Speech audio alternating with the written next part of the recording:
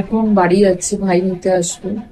কারণ হচ্ছে পরিবারের কাছাকাছি হাগু হয়ে গেছে, অল্প অল্প করে হাগু করছে, আর প্রচন্ড পেটে ব্যথা করছে। ডাক্তার যেহেতু ওখানে, আর গায়ের টেম্পারেচার 100 ছুঁই ছুঁই। ঠিক আছে, দুবার মাপলাম 100.1, আর একটা হচ্ছে না মানে 99.8। তো যেটা বলছিলাম, বাবাকে দেখতে না পেয়ে ওর জ্বর আসে, যে বাবা বাবা করেই যাচ্ছে, কিছু খাওয়ানো যাচ্ছে না। তো বাড়িতে গেলে মা ভাই ওরা থাকবে, ভাইয়ের বউ থাকবে, সবাই থাকবে, তুই এখানে গেলে একটু হয়তো রিলিফটা পাবে। মাকে যতক্ষণ দেখছে ভিডিও কলে, ও বাবাকে যতক্ষণ ভিডিও কল দিচ্ছে ততক্ষণই ভালো। তারপরে আবার যে কি সেই কিছু গুছানো নিয়ে ভুলে গেছেন যে দুধ নিতে হবে, কিচ্ছু গুছাতে পারিনি। তো ভাই এসে বসবে, তারপরে গুছাবো। আর এই সমানে বাবা বাবা করে যাচ্ছে, ও বাবারও তখন গিয়ে মনটা খারাপ।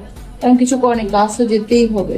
করতে করতে ধীরে ধীরে অ্যাডজাস্ট হয়ে যাবে। আগেবার যেমন একটা বেলা না দেখে জ্বর এসেছিল, টানা ওর বাবাকে 16 তারিখ থেকে দেখতে পাচ্ছেন, 16, 17, 18, 19, 4 দিন, তারপরে জ্বরটা এসছে।